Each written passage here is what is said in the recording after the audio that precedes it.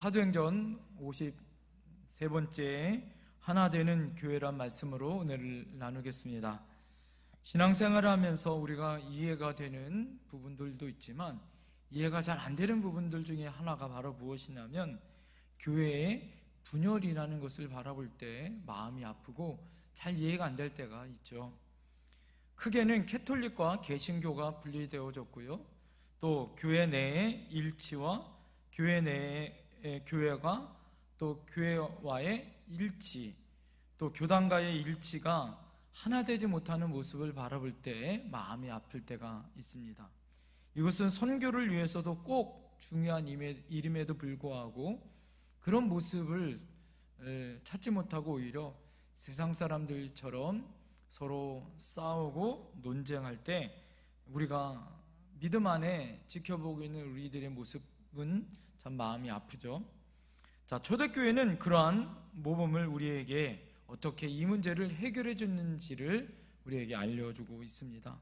초기 예루살렘 교회와 안디옥 교회, 또 유대인의 성도와 이방인의 성도 간의 분열의 위기가 있었지만 이 모든 것들을 슬기롭게 극복하고 하나 되는 교회를 벌써 이 교회가 시작되어지는 초대교회에서부터 이 문제를 해결한 모습을 보게 되어집니다. 자, 오늘 성경 본문에 있는 사도행전 15장은 1차 예루살렘 공의회의 모습입니다. 다시 말해서 첫 번째 신앙인들이 모여서 어떤 중요한 결정을 하는 최초의 회의였다라는 것이죠. 앞서 말씀드린 것처럼 이 회의에 중요한 주제가 있었죠. 이방인들도 구원받을 수 있는가라는 큰 주제가 있었죠. 이방인의 구원은 율법을 지키고 할례를 받는 것이 아니라 예수님을 믿음으로 구원을 받는다라는 결론을 얻게 되어지죠.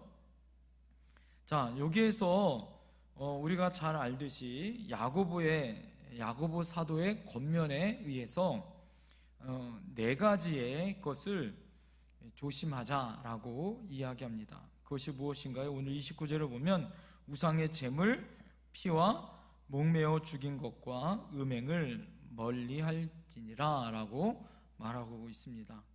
자, 먹는 것에 대해서 또 그들이 삶의 덕에 대해서 당부하고 있죠. 그런데 이 편지를 오늘 누구에게 보냈는가?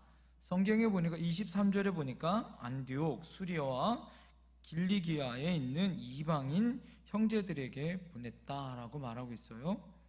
자, 누구 편에서 보냈습니까? 오늘 말씀 보니까 25절에서 27절에 보니까 바울과 바나바 그리고 유다와 실라를 통해서 이방인의 사람들에게 지켜야 될 덕목과 규칙을 말씀을 전하도록 공의해서 결정을 했죠. 자, 콩나물을 나르는 심부름꾼이 따로 있고요, 또 나라의 중요한 대통령의 결정을 가서 전하는 그런 특사라는 그런 명칭을 가지고 가는 심부름꾼이 따로 있습니다. 중요한 인물일수록 누구에게 맡길까요? 신뢰하는 사람에게 맡기게 돼 있다라는 거죠. 우리는 편지와 사람을 함께 보냈다는 것에 오늘 관심을 좀 가질 필요가 있어요. 자, 그 당시에 결정은 누가 결정했습니까? 예루살렘에 있는 믿음의 사람들, 유대인을 중심으로 한 예수님의 사도들과 장로들과 그것에 모여있는 사람들이 결정을 했지만 이 결정은 이방인들에게도 함께 전하게 되어졌다라는 거예요. 근데 어떻게 전해졌다고요? 편지도 전하고 사람도 보내요. 결정한 내용을 그들에게 들을 수 있게 전했다라는 것이죠. 글로 쓴다는 것은 분명히 중요한 내용입니다. 왜 글로 쓴다는 것이 중요할까요? 사람의 생각을 글로 표현하는 것은요,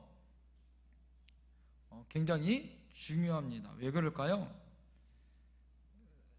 만약에 글로 쓰지 않는다면 사람의 생각대로, 내 마음대로, 내 생각대로 천차만별로 전하게 될 거예요.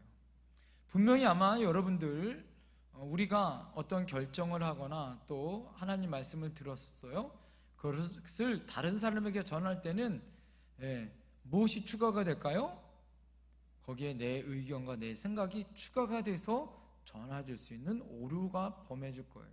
그래서 글로 써서 전한다는 것은 그런 오류를 피할 수 있는 좋은 조건이다라는 거죠. 또 하나, 그것만이 아니라 사람이 전해진다라는 것은 무엇일까요? 아무리 글을 적는다고 해도 그 글의 본질의 내용과 그 내용의 배경과 어떻게 해서 이 글이 결정되었는지, 또 이 글 안에 어떠한 심오한 진료와 뜻이 있는지는 사람이 직접 가서 전해야 어떻게 할까요? 더 깊이 이해할 수 있기 때문에 그렇습니다. 그 당시에 여러분 지금처럼 핸드폰이 있었겠어요? 또 우리로 말하는 즉각 전할 수 있는 문자 메시지가 있겠어요? 궁금하면 바로 묻는 그런 시스템이 돼 있습니까? 그렇지 않죠. 그러니까 중요한 결정을 글로 쓰고 그것을 사람들이 가서 전하되, 어떤 사람들입니까? 하나님 앞에 부름받은 신뢰받는 사람들이 가서 그들에게 설명하고 전하게 되어졌다라는 것이죠. 자, 그러면서 그 당시에는 이 방법이 완벽한 방법이었다라는 거예요. 그리고 결국에는 이 바울과 바나바가 안디옥에 가서 편지를 전할 때 그들이 듣고 기뻐했고, 또 유다와 실라는 다시 예루살렘으로 돌아가죠. 바울과 바나바는 안디옥 교회에서 열심히 말씀을 전하고 가르치는 사역에 열심히 있게 되어졌다. 이것이 오늘 본문의 내용입니다. 자, 오늘 이러한 본문의 내용을 통해서 몇 가지 어려움의 문제를 그들이 해결하는 중요한 원칙과 신앙생활의 방향을 우리가 볼 수 있습니다. 그 첫 번째는 한번 따라해 보시겠어요? 만장일치로 가결하였습니다. 자, 오늘 여러분 25절부터 26절 말씀 한번 다 같이 한번 읽어볼까요? 25절부터 26절 시작. 사람을 택하여 우리 주 예수 그리스도의 이름을 위하여 생명을 아끼지 아니하는 자인 우리가 사랑하는 바나바와 바울과 함께 너희에게 보내기를 만장일치로 결정하였노라. 15장에 예루살렘 1차 공의회의 모든 결정의 내용을 잘 보면, 실제로 보면 많은 변론이 있은 후에라고 이야기하면 많은 서로 간의 이야기가 어떻게 해요? 상반된 이야기, 부딪히는 그런 이야기들이 많아서 서로 변론하였다라는 것을 보면 의견이 서로 대립되거나 양립되어졌다라는 것을 알 수가 있습니다. 그럴 때 바울과 바나바가 1차 전도여행을 다녀온 것을 보고하였고, 또 바나바가 추가로 고넬료를 구원했었던 그런 욥바에서 있었던 기적의 사건을 그가 또 설명하게 됐고요. 그 이야기를 끝난 후에 야고보가 그 모든 것들을 들은 다음에 그가 권면하죠. 자, 여기서 다뤄지는 문제는 그냥 OX의 문제가 아니었다라는 거예요. 단순히 그냥 논쟁이 있었던 것으로 끝나지 않았다라는 거예요. 자, 이 첨예하게 대립된 문제들을 서로 충분히 이해한 후에 어떻게 결정했다고요? 만장일치로 가결하였다라는 거예요. 자, 오늘 여기서 보니까 굉장히 중요한 것입니다. 오늘 절대 중요한 내용들은 어떻게 해요? 만장일치로 결정하였다라는 거예요. 여기서 우리가 두 가지를 좀 생각해 볼 수 있어요. 첫 번째는 만장일치로 가결하기 위해서는 상반된 의견을 가진 사람들이 서로 한 발씩 어떻게 했다? 물러섰다라는 것을 우리가 알 수 있습니다. 한쪽 주장만 100% 자기 주장을 관철했던 것이 아니었다라는 거예요. 만장일치로 가결했다는 건 뭐죠? 서로가 생각이 틀리고 의견이 조금 틀릴지라도 한 발짝씩 양보했다라는 거예요. 나라도 그렇고 가정도 그렇고 사회도 그렇고 교회도 그렇고 어떻게 돼요? 서로가 양보해야 된다라는 거죠. 양보하는 사람을 우리는 모자르다, 바보다 이렇게 말하는 것, 그렇게 생각 없이 말하는 것은 정말 아닌 것 같습니다. 오히려 그것이 정말 어떻게 해요? 참된 믿음의 사람이요, 어떻게 해요? 큰 그릇의 사람인 것 같습니다. 서로 양보하면 정말 좋을 것이 많은데 그러지 못하죠. 이 말씀은 우리 사랑하는 성도님들보다 어디에 있는 사람들이 많이 들어야 돼요? 저 여의도에 있는 분들이 지금 많이 듣고 좀 깨달았으면 좋을 것 같죠. 자, 또 하나, 만장일치로 가결하였노라 라는 이야기 뒤에는 회의의 결과에 대해서 모두 다 뭐했다? 승복했다라는 의미가 담겨져 있다라는 거예요. 회의 과정에서는요, 갑론을박 서로 다 의견들이 양립되어지고 대입할 수 있어요. 자, 그런데 어떡합니까? 의견이 결정한 이후에는 모두 다 어떡한 거죠? 그 결정에 승복했다라는 거예요. 이것이 너무나도 아름다운 모습이었다라는 거죠. 저희 교회에 제가 중요시하는 당의 원칙이 있어요. 그것은 무엇이냐면, 첫 번째는 당에서 이야기했었던 중요한 이야기들은 결코 밖에서 뒷이야기가 있어서는 안 된다라는 원칙이 있고요. 두 번째 원칙은 무엇이냐면, 당회에서 결정은 만장일치로 결정한다라는 거예요.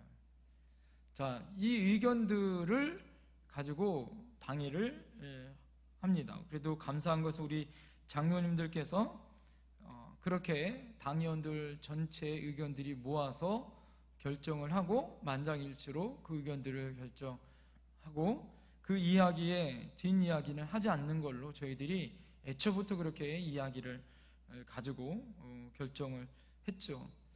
그래서 감사한 것은 우리 장로님들이 잘 따라 주셔서 얼마나 감사한지 몰라요. 오늘 여러분 본문에 제1차 예루살렘 공의회의 결정이 바로 이 결정이었어요.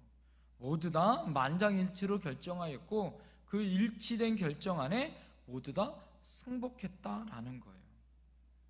오늘 본문을 잘 살펴보세요.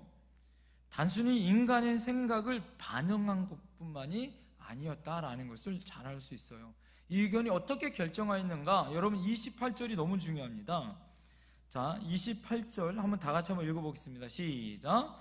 성령과 우리는 이 요긴한 것을 외에는 아무 짐도 너희에게 지우지 아니하는 것이 옳은 줄 알았노니, 여기서 성령과 우리는 이란 말이 중요해요. 자, 여기서 이 모든 회의의 결정을 우리만 결정한 것이 아니라 누구와 함께? 성령과 함께 결정하였다라는 거예요.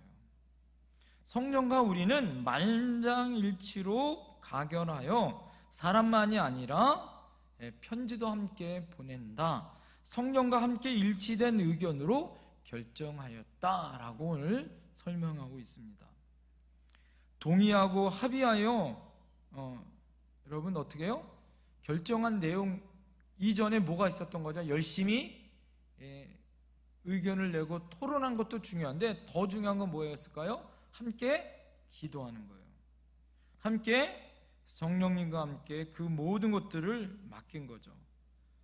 그러므로 하나님께서 무엇을 원하시는지, 뜻하시는 바가 무엇인지를 분명히 아는 것이 중요한 거예요. 그래서 정말 중요한 것은 무엇이냐? 만장일치로 결정하는 것도 중요한데 그것보다 더 중요한 것이 무엇일까요?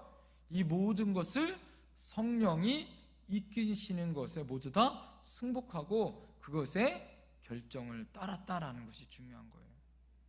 거기에 있는 모든 분들이 어떻게 했어요? 성령으로 충만하였고, 성령으로 기도하였고, 성령의 음성을 듣고 의견을 결정하였다라는 것이 더 중요하답니다. 그러므로 하나님께서 무엇을 원하시는지, 뜻하시는 바가 무엇인지를 알고 기도하고 결정하였다. 성령으로 결정하였다라는 것이 오늘 본문에 나와 있는 가장 만장일치로 결정하는 결정적인 뭐예요? 방법이었다라는 걸 알 수 있습니다. 사랑하는 성도님들, 이것이 바로 교회의 본질이에요.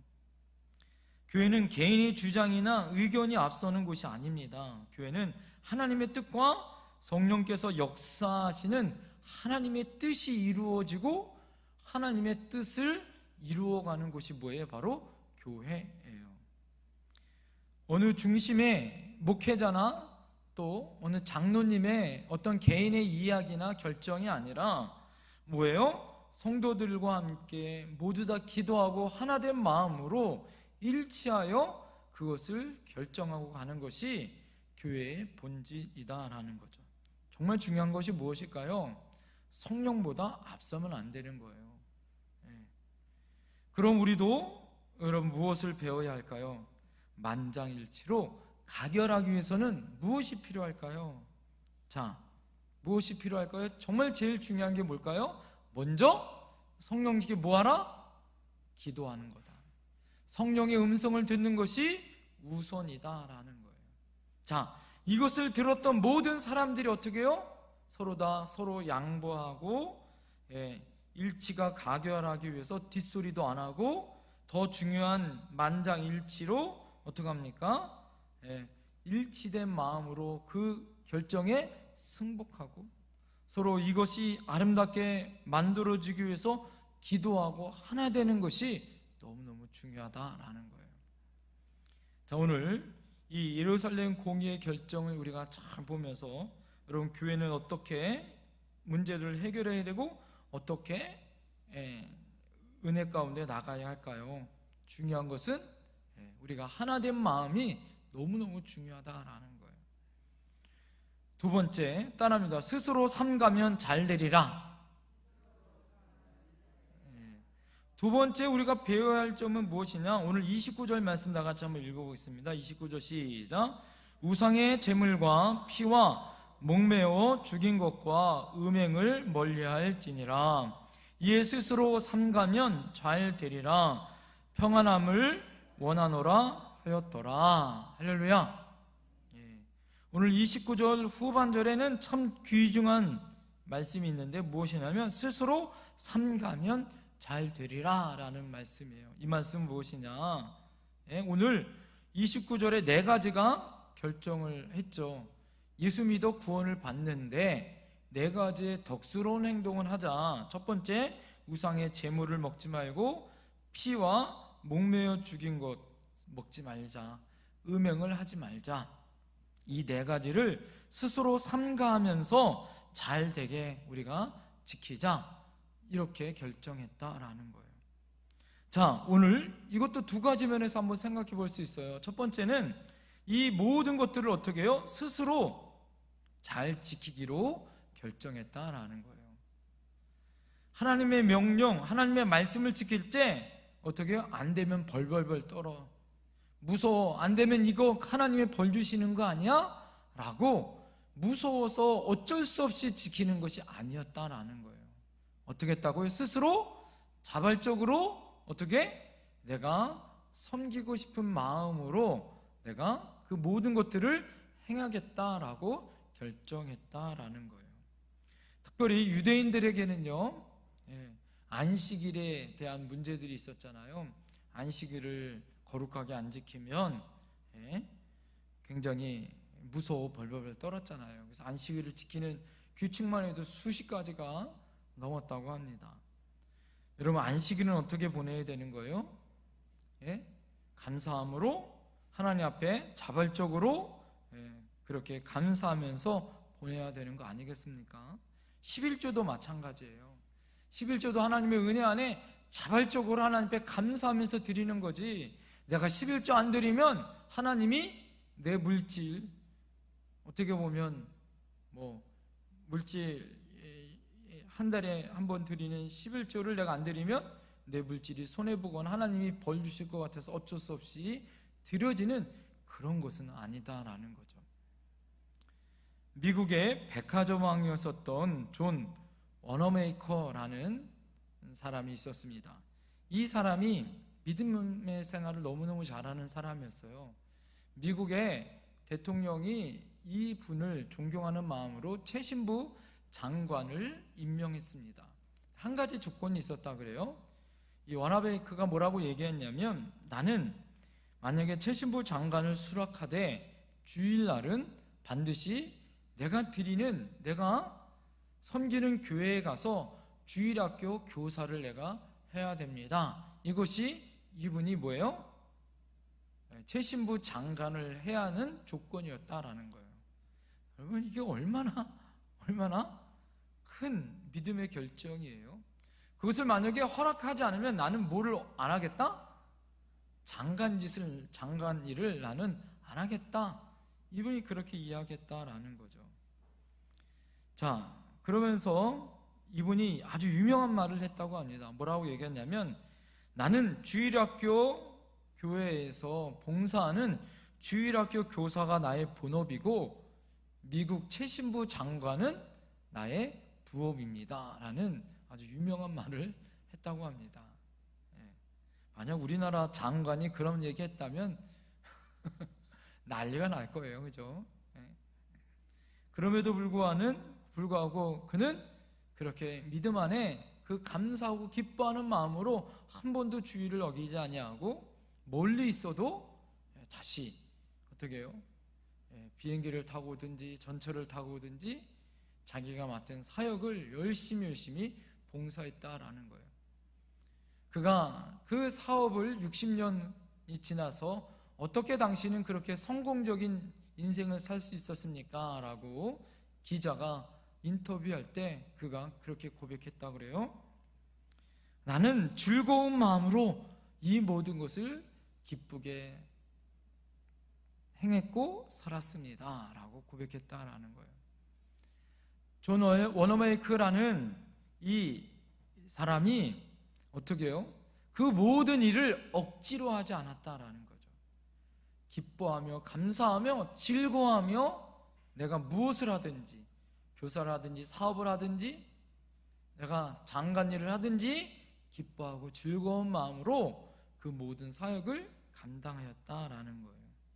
자, 이것이 바로 우리가 하나님의 은혜 안에 살아가는 사람이었다라는 거죠. 오늘 이스라엘 백성들이 하나님 앞에 믿음을 지켜야 하는 중요한 규칙과 결정, 이방인들까지도 전하여지는 중요한 결정을 어떻게 했어요? 스스로 감사하는 마음으로 결정했다라는 거죠.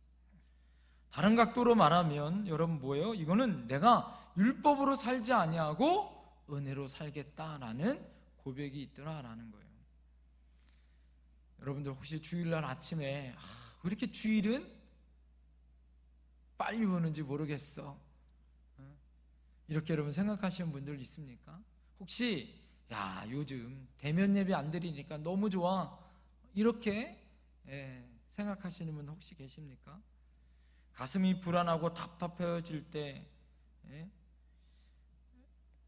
내가 주일 빠지면 혹시 그런 거 아닌가? 여러분 그런 생각을 가지시는 분 혹시 없으신가요? 자, 만약에 여러분 그렇다면 여러분들은 율법대로 사시는 분이에요. 우리는 율법대로 사는 분이 아니에요. 하나님 앞에 뭐예요? 주의를 지키든 봉사를 하든 무엇을 하든 우리는 뭘로 사는 사람들이죠? 하나님의 은혜로 사는 사람들이에요. 할렐루야!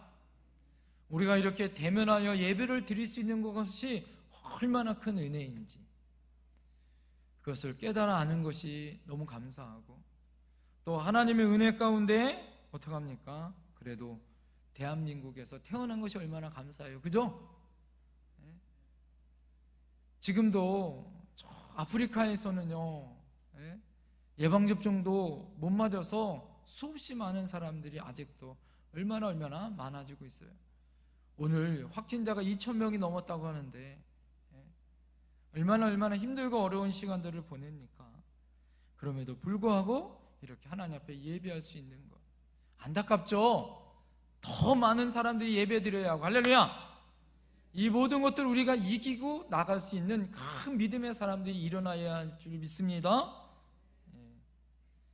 사랑하는 성도님들, 우리가 예배를 참석하거나 성경을 읽을 때나 봉사를 할 때나 찬양을 할 때나 여러분 다 뭐 해야 돼요? 하나님 앞에 감사하고 하나님 앞에 은혜로 우리가 영광을 돌릴 수 있어야 하는 거예요. 할렐루야. 우리가 헌금을 드릴 때도 감사하는 마음으로, 우리가 헌신을 하거나 봉사를 할 때도 감사함으로 하는 거죠. 여러분, 어떤 분은 그런 분이 있어요. 내가 이렇게 하면 하나님이 나에게 축복 주시겠지. 맞아요. 하나님이 축복 주세요.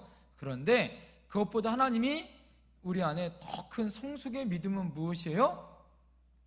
그럼에도 불구하고 하나님 앞에 감사하고 기뻐하며 은혜로 하는 거예요. 할렐루야. 오늘 야고보 사도가 이방인들에게 우상의 제물 피와 목매어 죽인 것, 음행을 멀리하되 율법처럼 하는 것이 아니라 뭐 했다? 스스로 자원하는 마음으로 결정하고 그렇게 하자라고 모든 사람들이 마음을 모았다라는 것이 중요한 거예요. 자, 스스로 할 때 그 안에 더 큰 은혜가 있어요. 할렐루야. 스스로 무엇을 결정하고 내가 은혜로 살기로 마음을 먹을 때 내 안에 더 큰 감사와 기쁨이 넘칠 줄 믿습니다. 여러분, 스스로 할 수 있는 여러분 은혜와 믿음의 성숙한 사람들 되길 간절히 축원드립니다.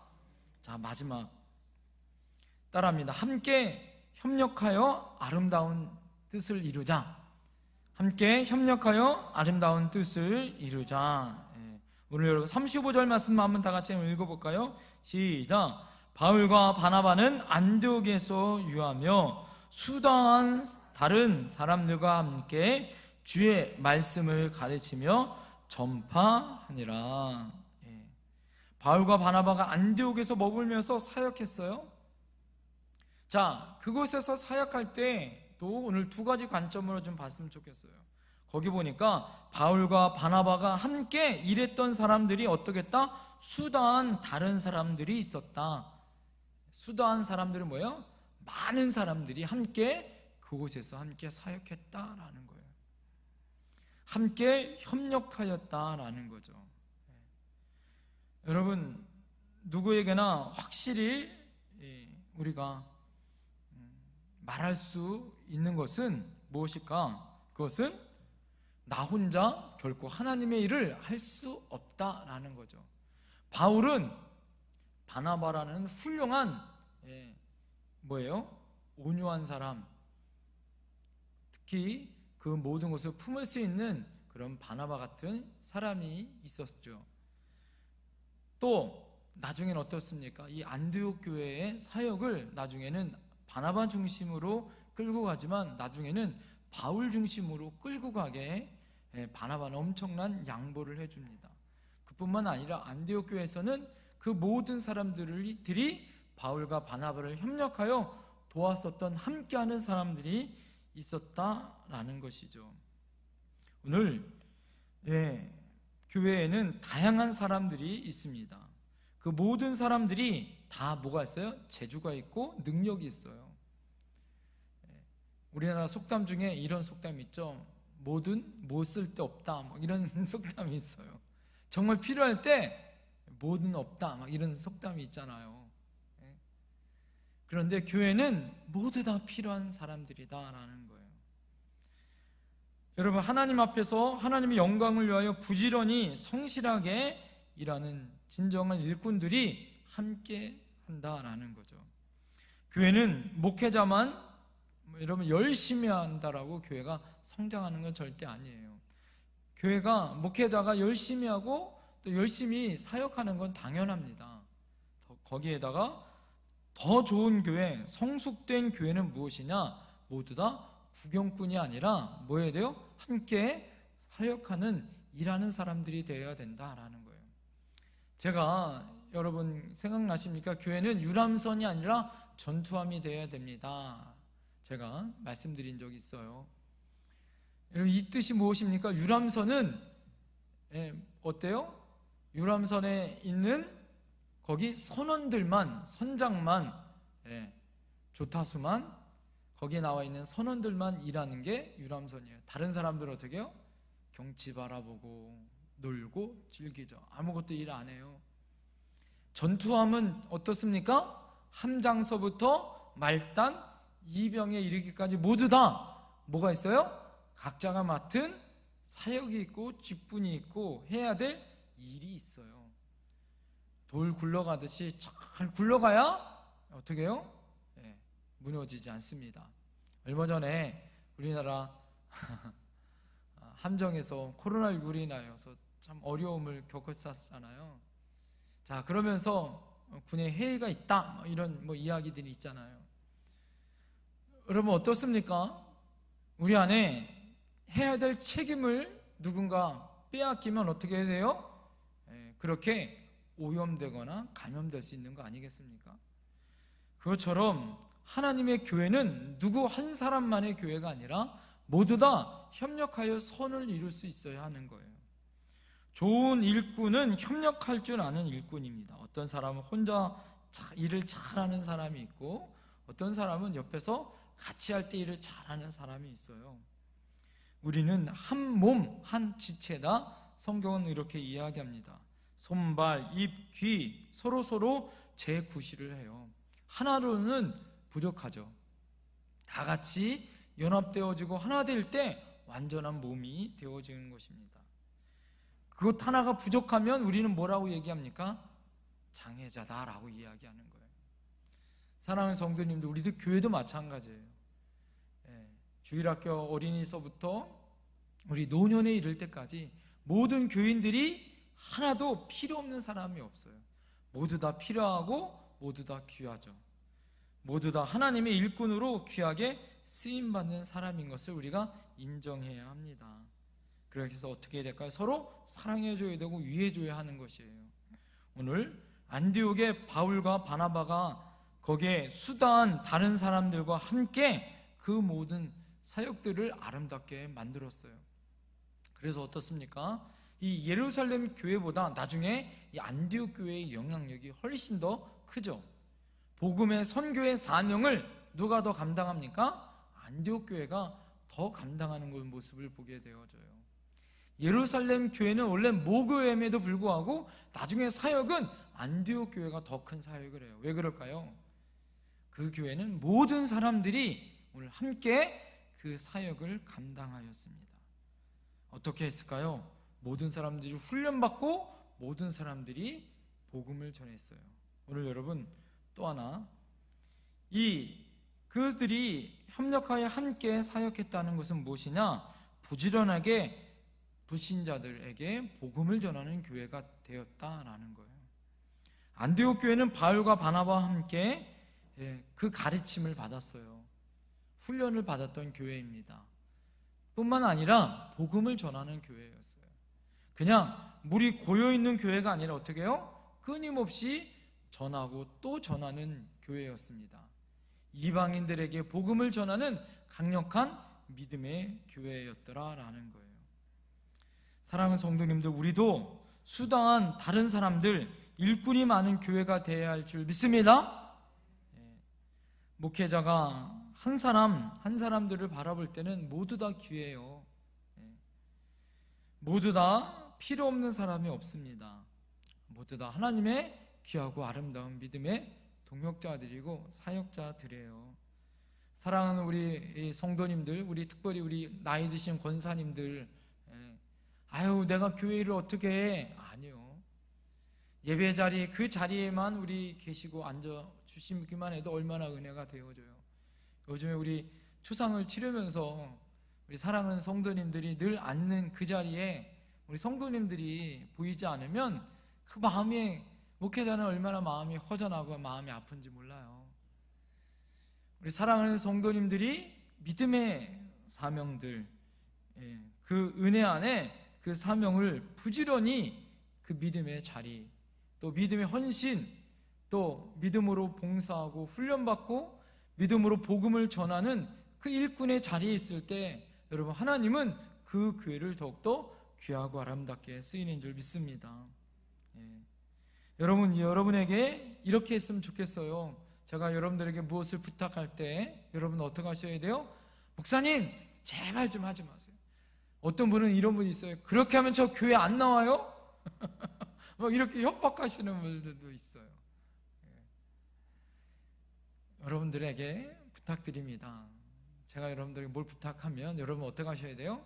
다른 일 뭐 없습니까? 이렇게 하셔야 돼요. 한번 따라해 보시겠어요? 다른 일 또 없습니까? 네, 그렇게 말할 수 있는 여러분 되시길 간절히 축원드립니다. 하나님이 그럴 때 다른 축복까지 배로 주시는 거예요. 할렐루야. 하나님은 우리에게 그냥 무기력하게 쉬라고 그냥 내버려 두지 않았어요.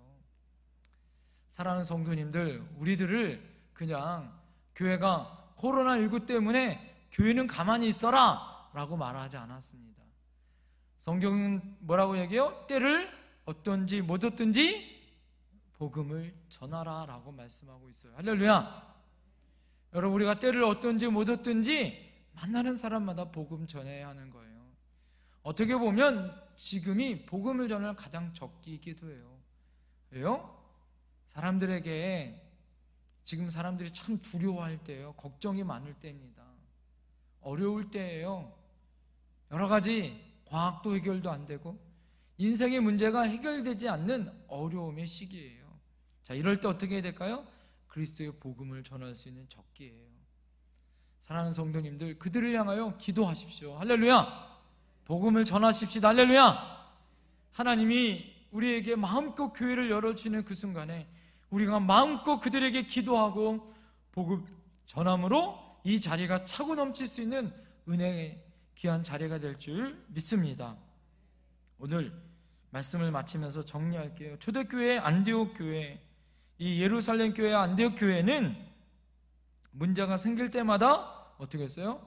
만장일치로 문제를 해결하였습니다. 서로 양보할 줄 알았어요. 하나 되어서 서로 양보하여 결정하여 그 결정에 승복하는 교회였습니다. 단순히 어떤 인간적인 양보가 아니라 어떻게 했어요? 성령님과 함께 기도함으로 그 모든 결정을 했다라는 거죠. 그들은 신앙생활 가운데 스스로 자발적으로 기뻐하며 그 일들을 감당하였습니다. 예배도 봉사도 헌금도 그 모든 사역도 자발적으로 하는 그런 믿음의 사람들이었어요. 은혜로 감사로 충분히 그 사명을 감당했습니다. 마지막, 모든 성도들이 다 주님의 일꾼으로 함께 그 사명을 감당했습니다. 사랑하는 성도님들, 저는 꿈을 꿉니다. 우리 교회가 이런 예루살렘 교회와 안디옥 교회가 될 줄 믿습니다. 모두 다 만장일치로 하나 되고 스스로 그 모든 사명을 감당하고 함께 십자가를 지고 열방을 향하여 그리스도의 복음을 전할 수 있는 담대한 믿음의 성장이 있는 교회가 될 줄 믿습니다.